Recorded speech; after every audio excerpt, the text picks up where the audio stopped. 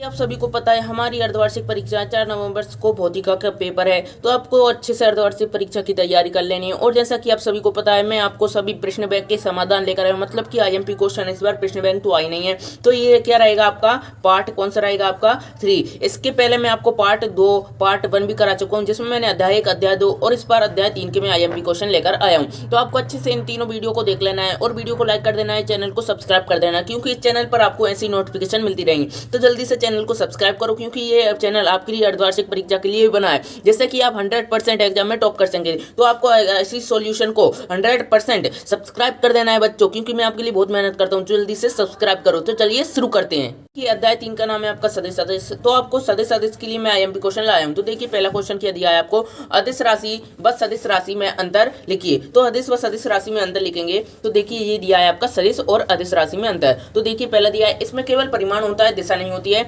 इसमें परिमाण के साथ साथ क्या होती है, दिशा भी होती है। इन्हें अंग्रेजी वर्णमाला साधारण अक्षरों द्वारा व्यक्त कर सकते हैं। इन्हें अंग्रेजी वर्णमाला साधारण अक्षरों ऊपर तीर का चिन्ह लगाकर व्यक्त करते हैं। मतलब जैसे कि ए है तो इसके ऊपर क्या लगा देंगे अपन, वेक्टर। तो ये क्या हो जाएगा, ए वेक्टर, मतलब ये सदिश राशि हो जाएगी। अब फिर आपका दिया है तीसरा, इन्हें समान बीजगणित के नियमों द्वारा जोड़ाया घटाया जा सकता है। इन्हें सिर्फ बीजगणित के नियमों द्वारा जोड़ाया घटाया गुणा भाग किया जा सकता है। ठीक है, इन्हें किया जा सकता है। इन्हें 2 या 2 से अधिक घटकों में विभाजित किया जा सकता है। इन्हें 2 या 2 से अधिक घटकों में विभाजित नहीं किया जा सकता। 2 या 2 से अधिक अदिश राशियों को जोड़ने पर घटाने या अदिश राशि प्राप्त होती है। 2 या 2 से अधिक राशियों को जोड़ने पर ही घटाने पर भी सदिश राशि प्राप्त होती है। इस प्रकार से आप कोई भी 4 पॉइंट याद कर लें, आपका ये हो जाएगा। ठीक है, ये ट्रिक दी है कोच, मैं आपको समझा दूंगा। ठीक है, इसके बाद आप आता है अगला क्वेश्चन, एकांक सदिश किसे कहते हैं। तो देखिए एकांक सदिश ये वेरी आईएमपी है, क्योंकि ये 2-3 बार आपकी त्रैमासिक परीक्षा में पूछा गया होगा। मेरे इधर पूछा गया था, मैंने कुछ बच्चों से संपर्क किया था। तो देखिए पहला क्या दिया है आपको, वह सदिश जिसका परिमाण या मापांक 1 होता है क्या कहलाता है, एकांक सदिश कहलाता है। तो देखिए एकांक सदिश की परिभाषा याद हो जाए।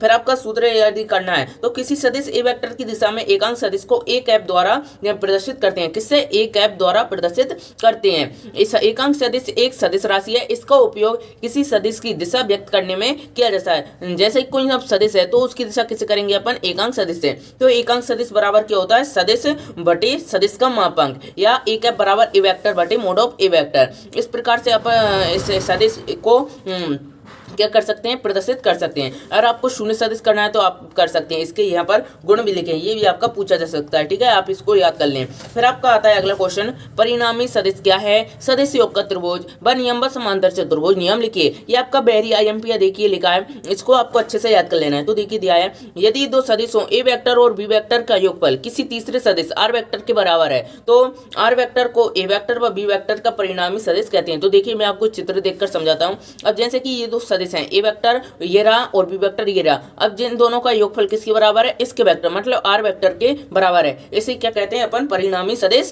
कहते हैं। तो देखिए सदिश योग का त्रिभुज नियम क्या कहता है, इस नियम के अनुसार यदि 2 सदिश परिमाण और दिशा में किसी त्रिभुज की 2 संलग्न भुजाओं द्वारा एक ही क्रम में प्रदर्शित किए जाएं, तो उनका परिणामी सदिश, तो उनका परिणामी सदिश परिमाण और दिशा में त्रिभुज की तीसरी भुजा द्वारा विपरीत क्रम में प्रदर्शित होता है। इस प्रकार से आप चित्र बनाकर इसको प्रदर्शित कर सकते हैं।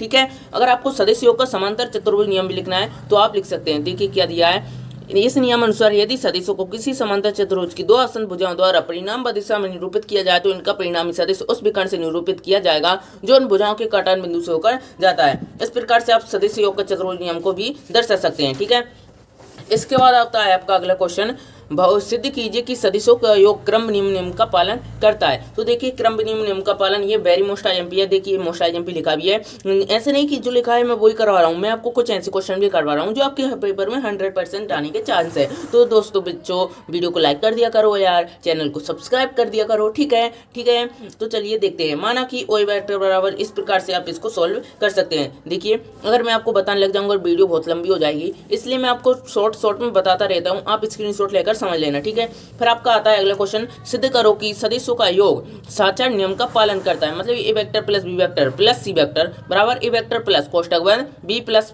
सी वेक्टर कोष्ठक बंद। इस प्रकार से आप इसको कर सकते हैं। देखिए मैं बता देता हूँ इस प्रकार से आपका ये क्वेश्चन भी हो जाएगा। फिर आपका अगला क्वेश्चन आता है, यदि दो सदिशों ए वेक्टर तथा बी वेक्टर पर बीच पर हो थीटा है तो उनके परिणामी सदिश के परिमाण व दिशा के लिए सूत्र प्राप्त कीजिए। वेरी मोस्ट आईएमपी है, देखिए मैंने लिखा भी है वेरी मोस्ट आईएमपी, इसको कोज्य नियम मतलब कोज्य नियम की व्युत्पत्ति करना है। तो कोज्य नियम इस पार्ट का वेरी मोस्ट आईएमपी टॉपिक है, इसको आप अच्छे से याद कर लें क्योंकि ये कोज्य नियम है ना, वो आपको कुछ पार्टों में यूज हो भी सकता है। ठीक है, इसको आप याद कर लें। देखिए आपको स्क्रीनशॉट लेकर अच्छे से समझ लेना है इसको।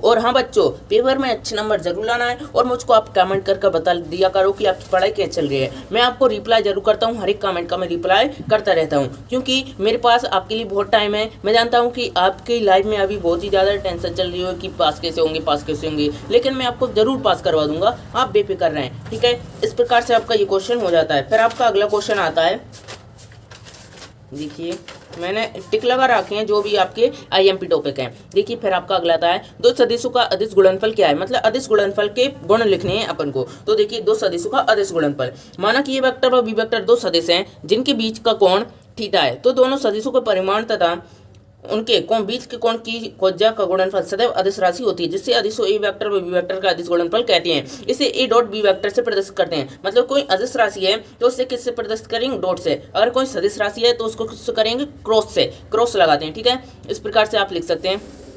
स्थिति एक हो जाएगी, मतलब कि यहाँ पर इनके गुण भी दिए हैं, अभी मैं आपको ये स्थिति बता रहा हूँ। अब देखिए अदिश गुणनफल के गुण लिखिए। तो देखिए ये वेरी मोस्ट आईएमपी क्या है, वेरी मोस्ट आईएमपी, इसको आप अच्छे से याद कर लें। दो सदिश का अदिश गुणनफल क्रम विनिमय नियम का पालन करता है। ठीक है, ये क्रम विनिमय नियम का पालन हो जाएगा। दो सदिश का अदिश गुणन योग के सापेक्ष वितरण का नियम पालन करता है। दो सदिश का अदिश गुणनफल किसी सदिश के सापेक्ष नियम का पालन करता है, मतलब ये तीनों नियम को पालन करता है। ठीक है, इसके बाद आपका अगला क्वेश्चन आता है, क्या आता है, यदि दो सदिश परस्पर लंबवत हों तो उनका गुणनफल शून्य होता है। किसी सदिश का वर्ग उसके मापांक के बराबर होता है। एकांक सदिश का अदिश गुणनफल, इस प्रकार से आप लिख सकते हैं। आपको 3-4 अच्छे से याद कर लेने हैं। ठीक है, मैं आपको ज़्यादा नहीं बताऊंगा क्योंकि मैं जानता हूँ कि आपसे ज़्यादा भी याद नहीं होंगे। ठीक है, दो सदिश का अदिश गुणनफल क्या है, इसके प्रमुख गुण आपको लिख देना है। ये देखिए दो सदिश का अदिश गुणनफल यहाँ पर लिखा है, आपको अच्छे से याद कर लेना है।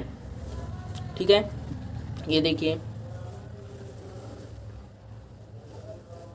आपको 3-4 पॉइंट अच्छे से याद कर लेना है। ठीक है, इतने ही बहुत हैं वैसे भी आपके लिए। ठीक है, तो देखिए ए वेक्टर तथा बी वेक्टर और ए वेक्टर क्रॉस बी वेक्टर में अंतर लिखना है। मतलब ये क्या है, अदिश राशि, ये क्या है, सदिश राशि, मैं आपको पहले ही बता चुका हूँ। तो देखिए ये देखिए ए वेक्टर तथा बी वेक्टर एक सदिश राशि, ये एक सदिश राशि है। ये क्रम नियम का पालन करती है, ये क्रम नियम का पालन नहीं करता है। ए वेक्टर डॉट ए वेक्टर बराबर ए वेक्टर स्क्वायर होता है और ए वेक्टर क्रॉस ए वेक्टर बराबर क्या होता है, शून्य। यदि ए वेक्टर व पी वेक्टर परस्पर लंबवत है, मतलब 90 डिग्री का कोण है, तो क्या होगा, ए वेक्टर डॉट बी वेक्टर बराबर 0 होगा। और यदि ए वेक्टर व बी वेक्टर परस्पर समांतर है, मतलब कि ऐसे और ऐसे हैं, तो क्या होगा, 0 होगा। इस प्रकार से आपके क्या हो जाते हैं, आईएमपी क्वेश्चन यहीं पर एंड हो जाते हैं। अगर आपको समतलीय गति के भी चाहिए तो आपको क्या लिख देना है, पार्ट 4 आपको लिख देना है। तो मैं आपको पार्ट 4 के भी नहीं, पार्ट 4, हाँ पार्ट 4 लिख देना है और मैं आपको पार्ट 4 के भी आईएमपी क्वेश्चन करवा दूंगा। तो मिलते हैं अगले वीडियो में। तो वीडियो को लाइक और चैनल को सब्सक्राइब जरूर कर दें। मिलते हैं अगले वीडियो में, तब तक के लिए जय हिंद, जय भारत, बाय।